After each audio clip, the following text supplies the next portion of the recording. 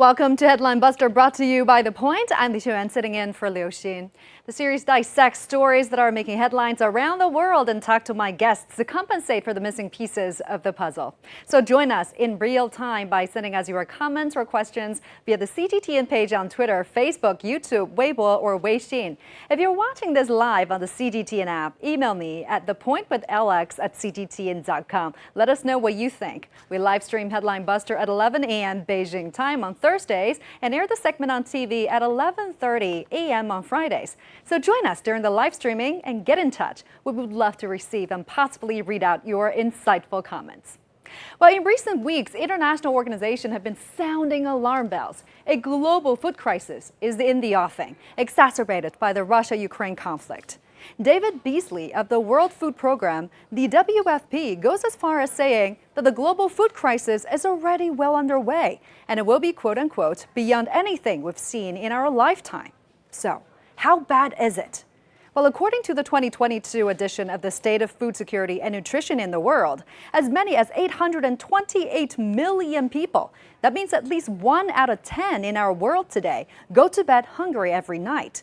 The number of those facing acute food insecurity has soared from 135 million to 345 million. Since 2019, a 200 million increase in just 3 years. A total of 50 million people in 45 countries are teetering on the edge of famine. And the UN's Food and Agriculture Organization estimates are even more chilling. Nearly 670 million people, that's about 8% of the world population, will still be facing hunger in 2030. Well, obviously, the world is not on track to achieve zero hunger, one of the UN's Sustainable Development Goals, originally to set end world hunger by 2030. But what are the contributing factors? Well, let's now listen to how the UN chief Antonio Guterres has said. Our world faces a host of challenges: climate change, COVID-19, conflicts, and rising inflation. Against this backdrop, food, energy, and fertilizer prices are skyrocketing, aggravated by the war in Ukraine. Indeed, the Russia-Ukraine conflict has made matters worse. Both countries are key exporters of cereals, and around 50 countries depend on these two exporters for at least 30% of their cereal imports. For 26 of these countries, it's more than 50%. Now, they are the most vulnerable to shocks and volatility. Also, Russia is the world's leading exporter of nitrogen, the second of potassium, and a third of phosphorus fertilizer. So no wonder grain prices shot up when exports of fertilizers were hampered. But do we have to grit our teeth, battle down on the hatches, and hope for the best? Well, it's not all doom and gloom. According to the UN Secretary General Antonio Guterres, ending hunger is within our reach. Take a listen. There is enough food in our world now for everyone if we act together. But unless we solve this problem today, we face the specter of global food shortage in the coming months. He also underscored the need to immediately reintegrate Ukraine's food production as well as Russian and Belarus fertilizer back into the global market. It became a reality with the Black Sea Grain Initiative soon. On July 22nd, Turkey, the UN, Russia, and Ukraine signed an agreement in Istanbul, which includes a package deal to restart Ukraine's Black Sea grain and fertilizer exports and facilitate Russian shipments. Well, that was a real turning point, also called a beacon of hope on the Black Sea, especially for Africa and the Middle East, two regions under threat of acute hunger. And as of September 13th, 2.8 million metric tons of grain and other foodstuffs had already been exported from the three main Ukrainian ports. However, unexpected turns of events could rapidly aggravate the situation. Hunger is still ravaging many parts of the world. Famine is at the door in Somalia. 22 million are at risk of starvation across the drought-ravaged Horn of Africa, and almost a third of Pakistan is underwater. Over 6 months into the Russia-Ukraine conflict, there's still no end in sight. So, against this backdrop, is the global food crisis a foregone conclusion? Well, let's look at the media focus and what's missing in their reporting. Let me show you some headlines. First, look at these headlines. Many Western media claim that Russia has weaponized food, just like they did with energy. But it reminds me of Henry Kissinger's dire warning: control oil and you control nations, control food and you control the people. The West and Ukraine accused Russia of playing the Hunger Games with food exports. Well, the president of the European Council, Charles Michel, said at the UN Security Council on June 6th that Russia is solely responsible for this food crisis. Russia alone. But let's get back to the Black Sea Grain Initiative I mentioned earlier. It hasn't been plain sailing. Russia complained that Western sanctions were impeding its grain and fertilizer exports. James O'Brien, head of U.S. State Department Office for Sanctions Coordination, brushed the claim aside, saying it was, quote, an example of misinformation, adding that Washington was working in good faith. Well, the UN spokesperson admitted on September 7th that many issues were causing bottlenecks. With more details, the spokesperson said, this is an especially complex trade conversation that involves many issues, that involves many parties. I mean, not only governments, but also the private sector in terms of insurance, in terms of transport, in terms of finance. And we are working hard with all the parties to eliminate the bottlenecks. Pretty vague, isn't it? So what are these issues? And what are these bottlenecks? We don't have the foggiest idea. So coming back to Charles Michel's assumption, is Russia solely responsible for this food crisis? Well, the answer might not be as straightforward as it seems. And as if this wasn't enough, China is in the media spotlight once again. In this article titled, U.S. Aid Chief Criticizes China's Absence in a Food Crisis Stoked by Russia's Invasion, published by the New York Times. The administrator of the U.S. Agency for International Development singled out China for hoarding fertilizer and grain while millions of people in East Africa face starvation. In fact, China not only feeds its nearly 1/5 of the world's population with less than 9% of the world's arable land, the country has also made positive contributions to safeguarding global food security through projects including the China FAO South-South Cooperation. In recent years, China has donated a total of $130 million and sent a large number of experts and technical personnel to countries in Asia, Africa, Latin America, and the Caribbean, as well as Pacific Island countries under the scheme. And China has been the largest contributor in terms of funding and has sent the most experts and undertaken the most projects among all developing countries. So it would seem that the U.S. isn't quite seeing the bigger picture here. China has been active and has provided solutions to properly equipped countries with the skills and knowledge its population needed. As the Chinese proverb goes, give a man a fish and you feed him for a day, teach a man to fish and you feed him for a lifetime. And finally, the blame game might end up as a mugs game. Everyone will lose, some more than others. This editorial piece published by The Guardian gave us a clue about what the root causes of the food crisis might be. It says, quote, the crisis is laying bare the broken food system that underlies it, in which consumers, often producers, struggle, while others make huge profits. Grain trading is concentrated in the hands of only 4 companies, which are making record profits from desperately needed dietary staples.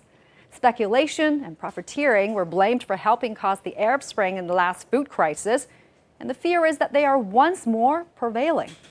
Well, these 4 majors, 3 from the United States and 1 from France, known as the ABCD Group, namely ADM, Bunge, Cargill, and Louis Dreyfus, account for reportedly an estimated 80% of the global grain trade, and they have a finger in every pie, essentially.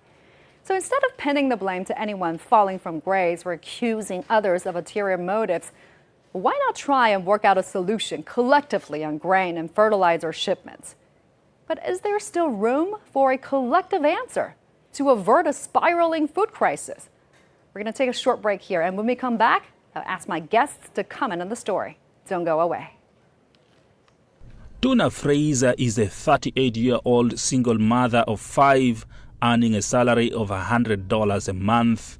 She says 3 years ago her income could cater for food for her family. Now the price of food has risen and is affecting her. Every businessman sets his own price because of the issue of the fluctuation in value of the US dollar against the local currency. When the local currency loses value against the US dollar, prices of goods go up. But when the local currency gains value against the US dollar, the prices of goods don't come down. Tuna's situation is similar to many others in urban areas in South Sudan, while in rural communities, families that had once depended on farming for their livelihoods have been displaced by 3 consecutive years of flooding, their crops and livestock washed away. Most of the food consumed in the country is now imported from South Sudan's neighbors. The government says it is doing all it can to ensure citizens have what they need. The government continue to work towards greater ownership of the provision of essential services and safety nets. However, many South Sudanese people say they are unable to access essential services or feed themselves.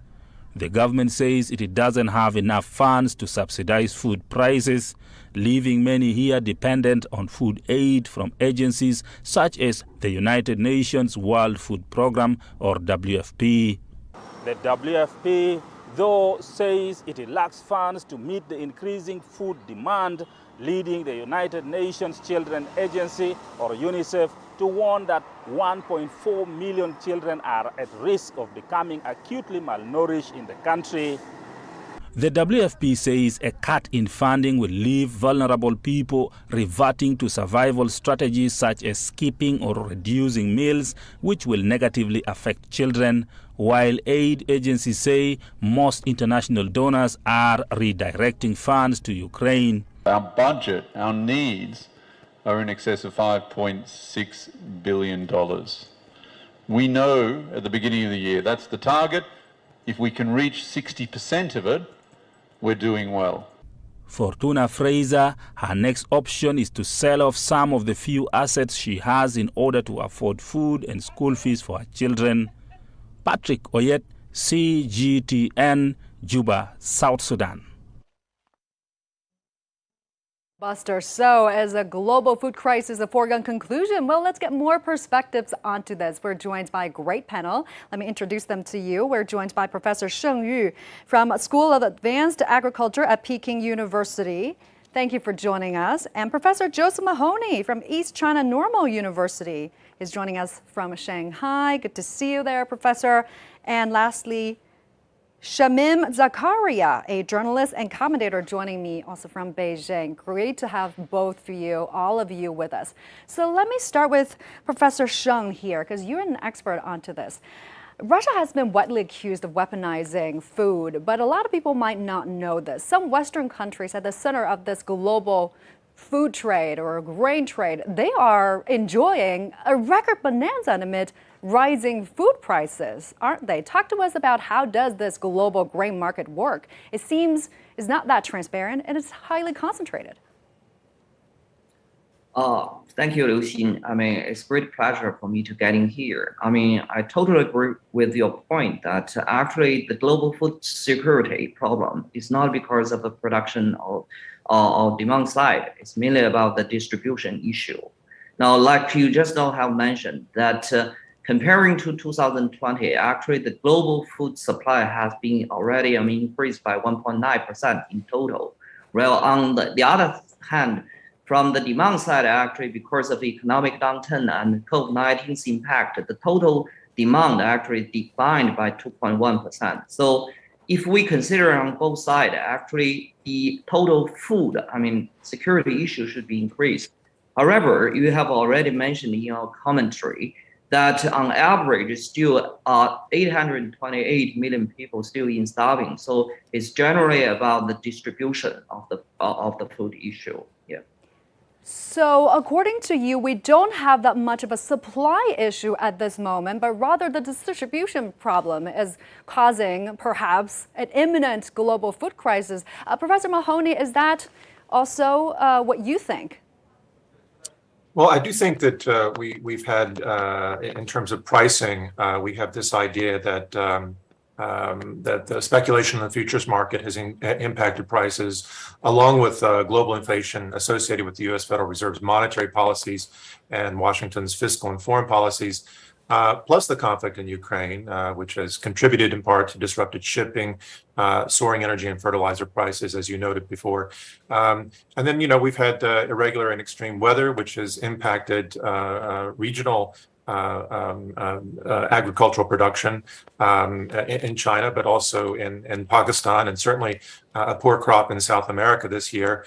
And at the same time, although we've had some increased production, as the professor noted, we've also had rebounds in demand as the world recovers from COVID. But again, as you noted, one of the problem lies with the major traders, the so-called ABCD companies, and you noted that they control as much as 80% of the global grain trade. Some people suggest it's even higher, at 90%. And some critics allege that these companies have vast stockpiles of grain that they are selling bit by bit to reap profits, given current high prices, but that could be instead used to ease supply problems.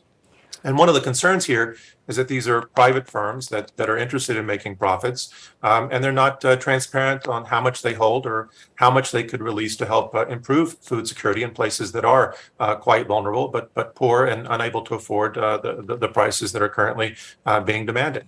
So there are concerns of profiteering and speculation in all of this. Mr. Zakaria, let me get your take on this. What do you think? Because up until now, the UN has been saying the food crisis has always been about affordability, not so much about availability. But, with the war between Ukraine and Russia drags on and the effects of climate change beginning to bite, will we soon face both affordability and availability issues in the near future? Well, sure. Thank you for the question. So let's first understand what are the reasons that push the food prices up. It's because of supply and demand factors, weather and disease outbreaks, geopolitical conflict, and natural disasters. And we see that in the present scenario, all these boxes tick.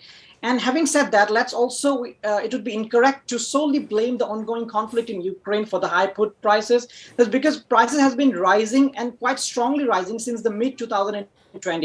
And if I were to quote the figures, like between May 2020 to February 2022, according to the Food and Agriculture Organizations of the UN, food price index went up by 55.2%, and it led by 159.4% rise in edible oils, and it followed by sugar and other dairy and cereals. So at the moment, the food price has been high, which started increasing from mid 2020. The global food prices has been high at a 10-year high. So and the reasons, as I said, it would solely not be it would be incorrect to solely blame on the ongoing conflict. And let's also not forget that Western sanctions. Because of the Western sanctions, some buyers are avoiding to buy grains from Russia due to the Western sanction, and that is also escalating the food crisis. Yeah, there are obviously a lot of factors contributing to a food shortage globally. So, Mr. Sheng, what are some of the factors, either natural or man-made? Talk to us. Give us some concrete examples.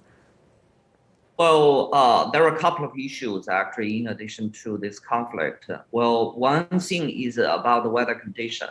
Everybody knows, starting from early this year, the northern hemisphere actually is suffering from this severe drought throughout European countries as well as North America.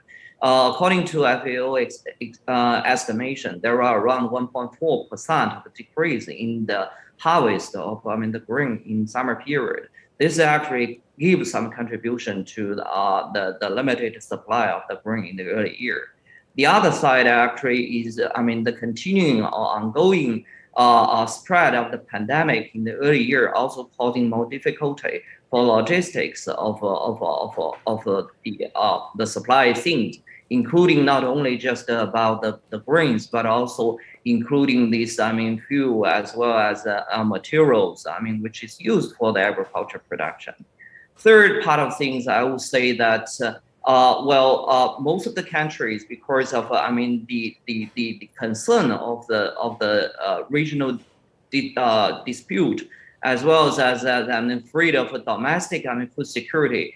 As a consequence, they actually impose a lot of very strict exporting policy. In the early part of this year, this also contributes to the pandemic. The panic throughout the whole world. This also adding a lot of uncertainty to the supply side. So wrap it up, I think all the above three factors, play some important role in affecting or contributing to the higher food price for the moment. Yeah, and some countries are especially vulnerable to extreme weather conditions, right? Case in point, Pakistan. The vegetable cost there has been up 500% because of the record flooding. But let's also talk about the Black Sea Grain Initiative. Mr. Zakaria, let me get your take on this. This initiative is reintegrating much needed Ukraine grain back to the global market. But how effective is it in helping prevent a global food crisis? Is it just the lull before the storm?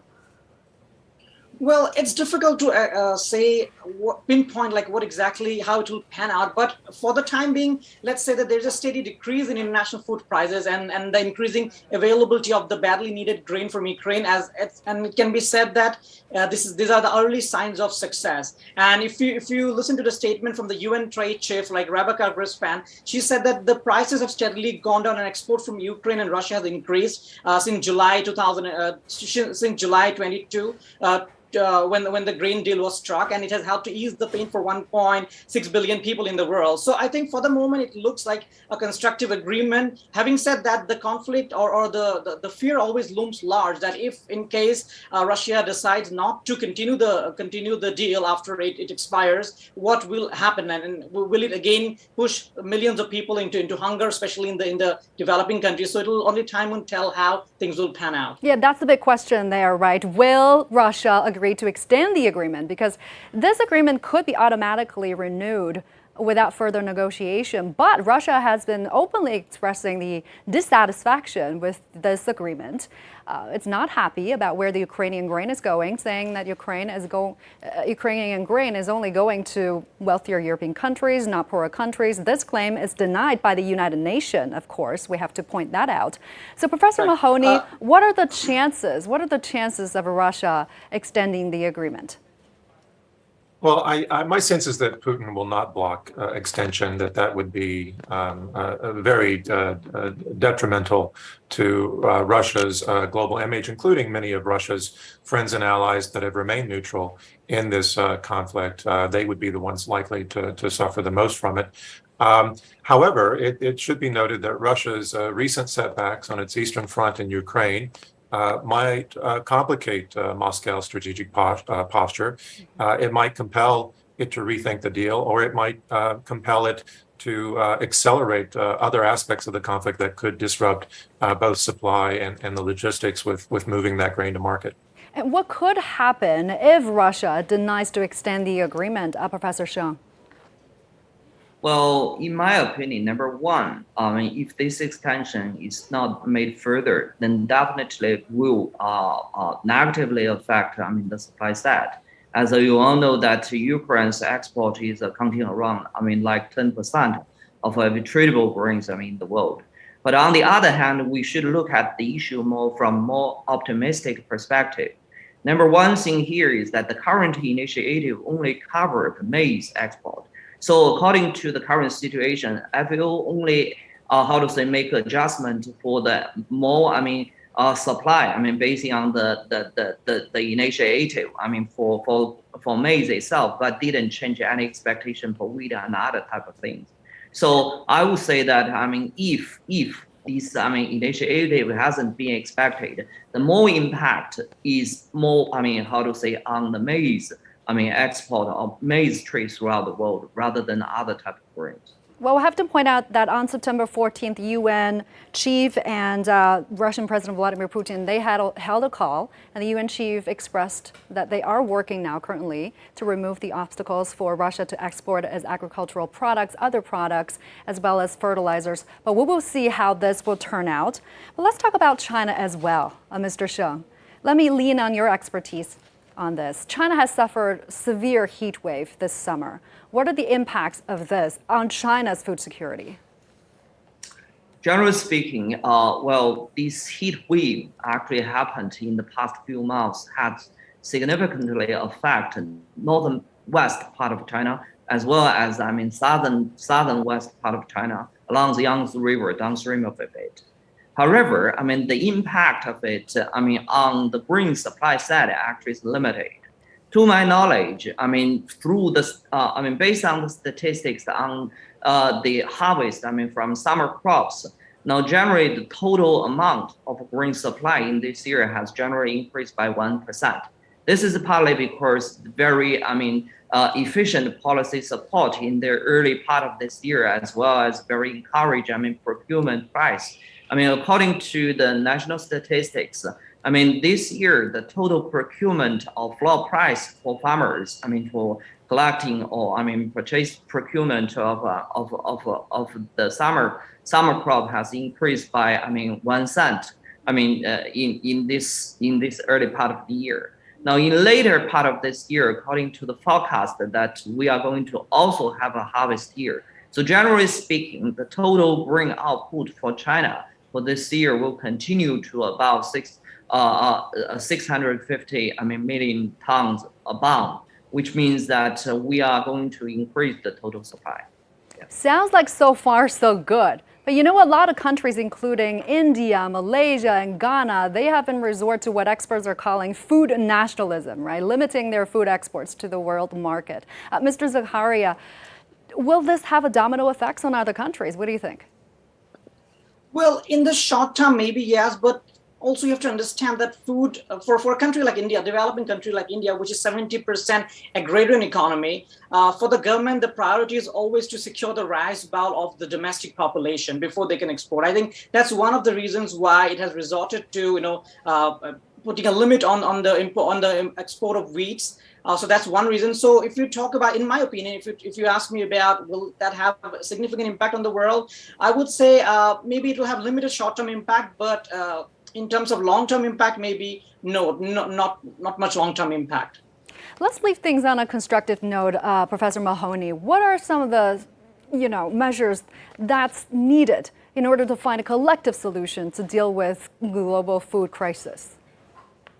Well, we have a number of things that clearly, as has already been noted, that the UN is prioritizing this. They're trying to work out solutions with Russia to remove some of the obstacles, not only associated with grain, but with fertilizer. We should expect these things to move forward.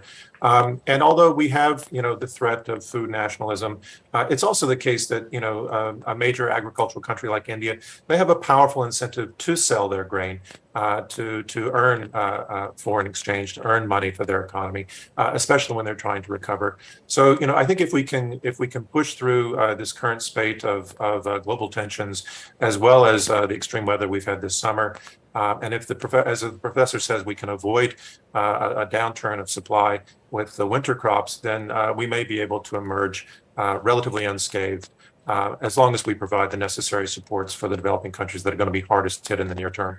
All right, I'm afraid we're going to have to leave it there. That's all the time we have. Thank you very much for sharing your perspectives. Professor Shengyu joining me, and Professor Mahoney, and Mr. Zakaria joining me in Beijing. That does it for this edition of Headline Buster. Thank you so much for watching, and bye for now.